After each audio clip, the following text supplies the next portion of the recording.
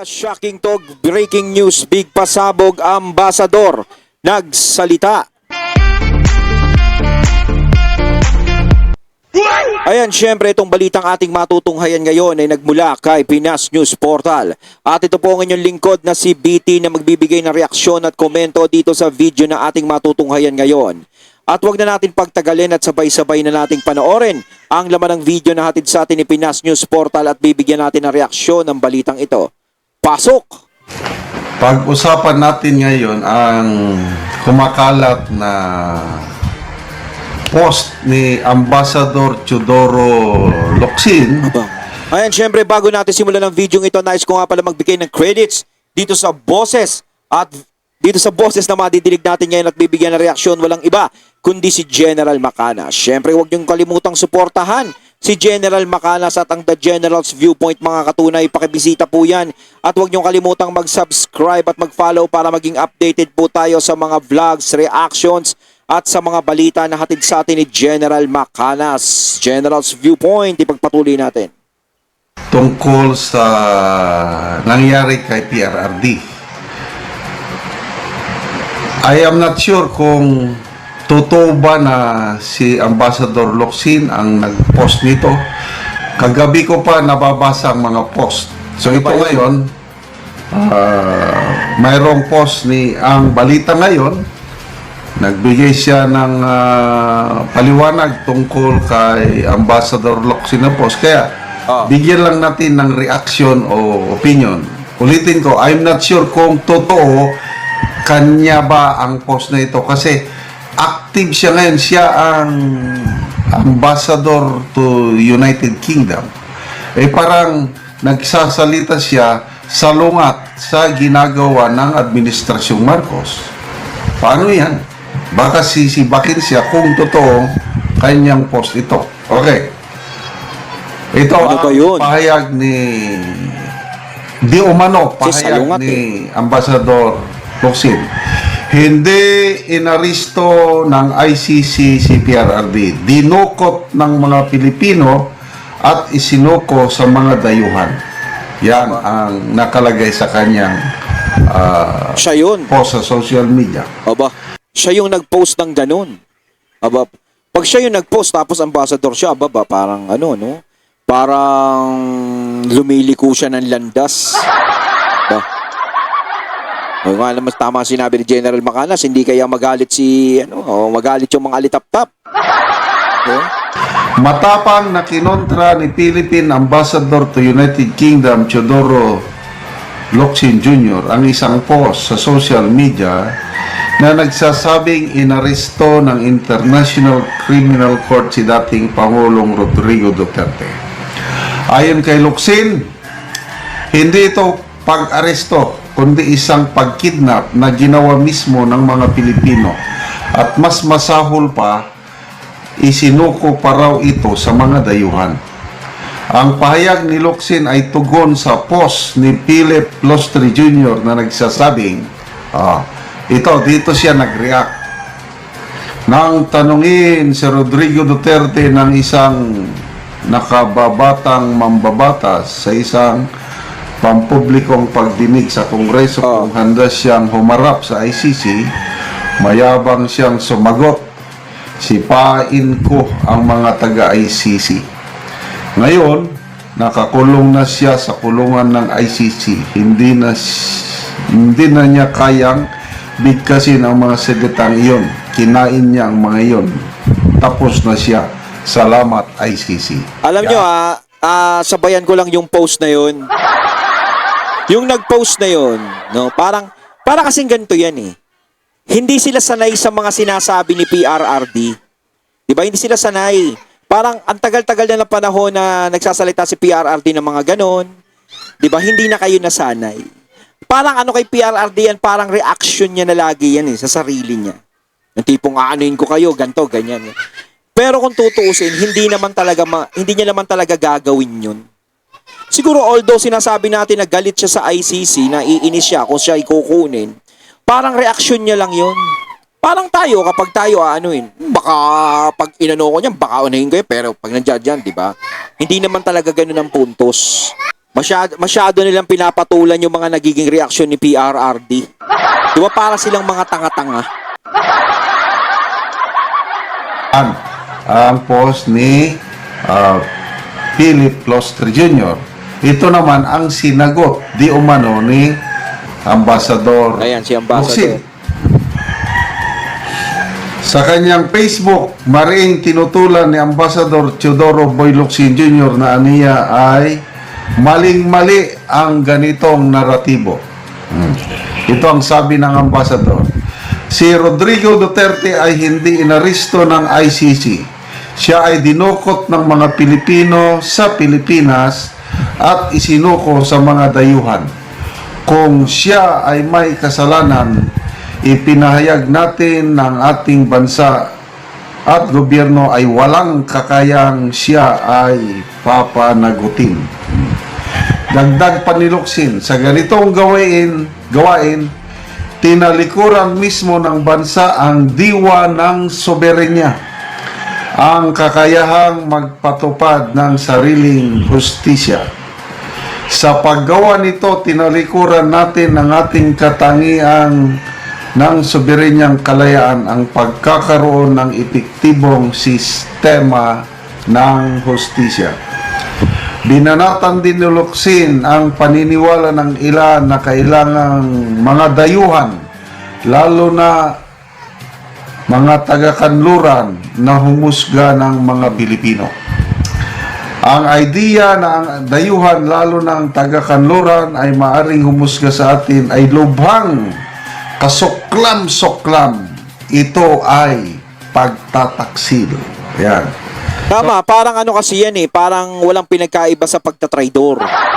Kasi nga, di ba, kapwa mo Pilipino ang nagsuko sa'yo.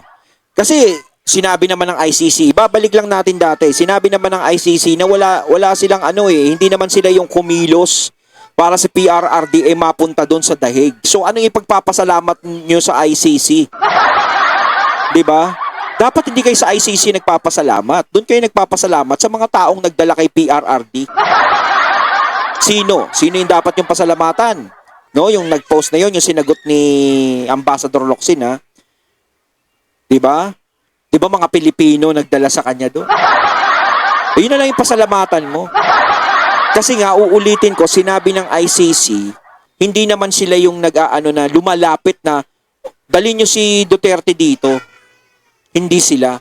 Kasi kung ang ICC, no, interest talaga nila na kunin si Duterte, si PRRD, sila mismo ang mag-aano niyan. Sila mismo yung mga sasakyan niyan, mga transportation niyan. Sila mag-aano niyan. Ikita mo naman dito sa Pilipinas, mismong mga Pinoy ang, di ba? Yung mga nasa, ang namuhunan sa eroplanong sasakyan niya para dalhin siya sa dahig. Kumbaga, ICC ang may kailangan tapos tayo lalapit. Kita nyo, di ba? Mismong mga Pinoy yung nagdala sa kanya doon. Samantalang tayo, meron tayong hustisya dito sa Pilipinas. 'Di ba? Meron tayong korte dito na pwede naman dito si PRRD na litisin. Kasi nga, sinabi naman ni PRRD na handa naman siyang harapin lahat ng mga kasalanan niya kung talagang siya pinaparatangan ng ganyan kung dito sa Pilipinas. 'Di ba? Kaso bakit kailangang taga-ibang bansa pa ang magdesisyon ng ganyan? Parang sinabi natin na wala tayong kapangyarihan, ang Pilipinas walang korte. Kasi ang ICC pinapagana yan sa mga bansang sa mga walang gobyerno, sa mga walang Tayo meron tayong tumatakbong korte kasi parang ang korte sa atin binastos. 'Di ba? Kung bakit doon pa siya dinala? Para saan 'yon? Kasi parang ang nangyari yan, tumatatak sa isip ng mga tao. 'Di ba? Ang tumatatak sa isip ng mga tao talagang inilayo lang siya dito. Parang iniisip nila na mapilay yung samahan ng mga Duterte. 'Di ba? Kasi hangga't nandiyan si PRRD lalong magiging malakas. So parang nagsimula sila sa dito tayo kay PRRD, pag nawala yan, napila yan. Tapos sunod naman si BP Sara. Para kasi silang iniisa-isa hanggang sa wala nang makalaban sa 2028. Ganun yung nangyari. Kasi dito open naman ang korte sa atin dito Hindi naman tatakbo ni PRRD. Kasi kung tatakbo siya, mismong pag-uwi niya ng Hong Kong, Dapat hindi na siya umuwi. Nagtago yan. Kaso hindi eh. Umuwi siya dito sa Pilipinas, dyan sa airport, sinalubong na siya. Kinuha na siya dyan. Hindi na nga pinagpahinga masyado eh. Diba? Kaya handang-handa niya namang harapin, hindi niya tatakbuhan. Kaso nga lang, yun na talagang tumatatak sa isip ng mga tao na talagang inilayo lang siya dito. So, nabasa ko yung kumakalat na post, pati nga ang trillion peso march, itong corruption, nabanggit din niya doon na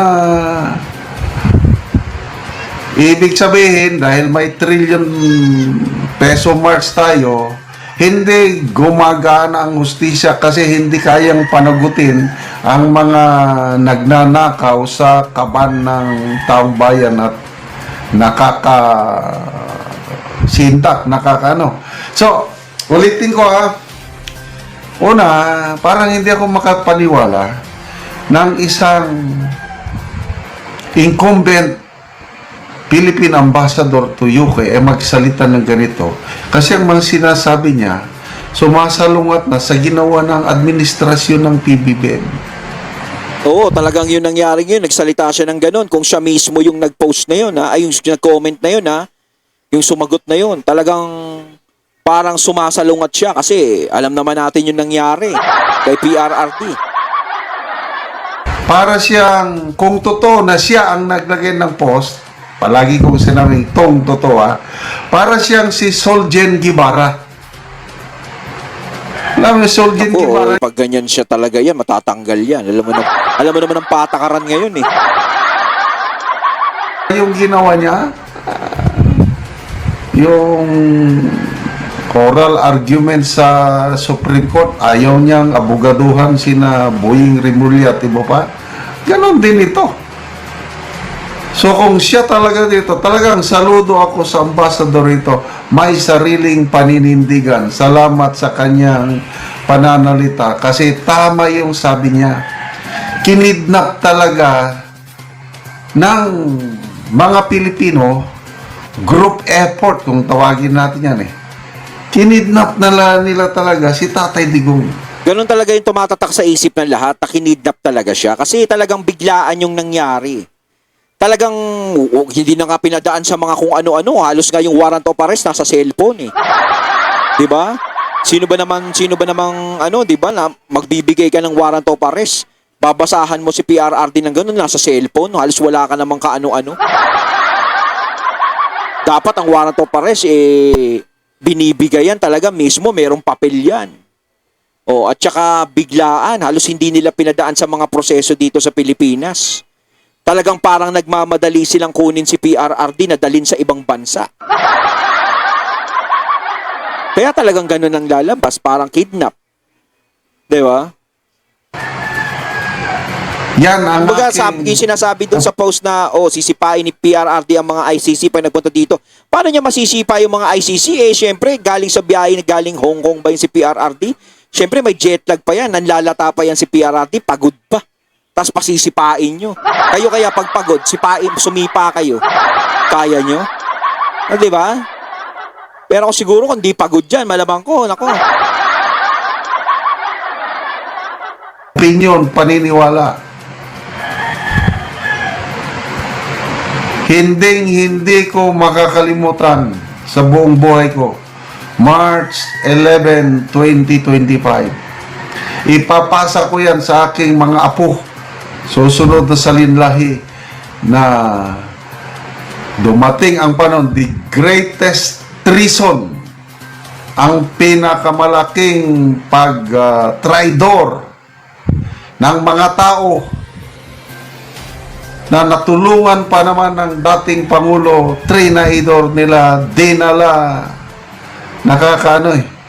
Oo, talaga, totoo yan. Ang dami talaga nag-traidor kay PRRD, no? Kitang-kita.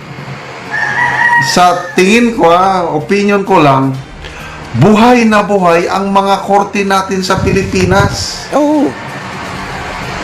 Bakit pa nila isurrender ang isang Pilipino sa isang banyagang korte? Nakakasindak, nakakarimarin, I don't know how will I At saka nakakahiya tayo. Kita mo kung meron tayong kasong ganun pala, na kung totoong may kasong ganun, hindi natin kayang resolbahin dito sa Pilipinas. Pero isa yan eh. Isa ang iniisip ko dyan. Kasi ang iniisip nila, kapag dito nilitis si PRRD, alam nila maaabswelto. Talagang talagang ang pakay nila talaga is hindi maabswelto si PRRD. Siyempre, sino ba yung malakas sa ICC? Yung lagi nating nakikitang nando doon. Nakakapunta nga doon yun eh. Diba? Alam nyo na kung sino yung tinutukoy ko mga katunay.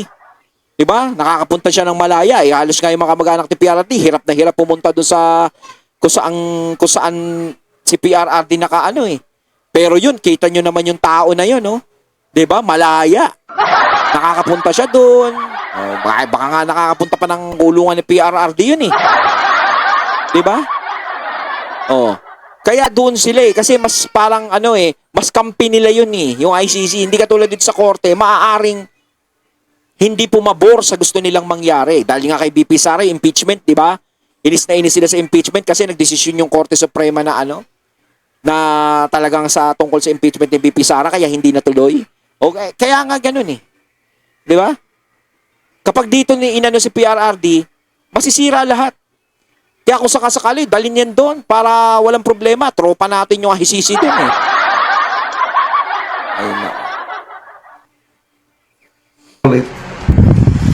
The greatest treason in our history ginawa ng administrasyong ito, and bahala ng Diyos. Basta ako, araw-araw kong pinagdarasal si Tatay Digong. Hindi siya perpekto.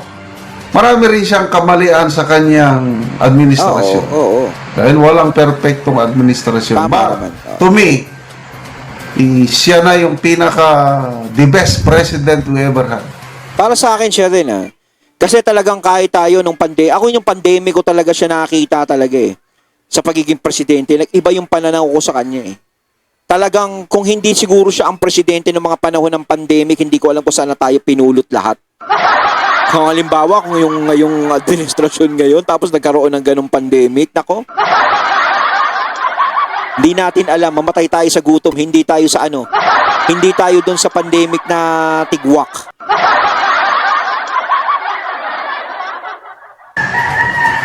Wala nang makakatalo sa kanya. I just don't know kung magpresidente ang kanyang anak ni si BP Sara, baka malampasan niya. Comparing to the Marcos Sr., kung sabi ni Manong Chabit, kung ang Marcos Sr. masama, ito namang Junior, the worst, the biggest scam, sabi niya sa isang interview. Ayon, natating natunghayan ng video na nagbula kay Pinas News Portal at syempre natunghayan natin ang boses na yun na binigyan natin ng reaksyon na nagbula kay General Macanas. Kayo mga katunay, anong masasabi niyo tungkol dito? Comment lang po kayo sa comment box. So once again, I'm BT and I'm out. Peace.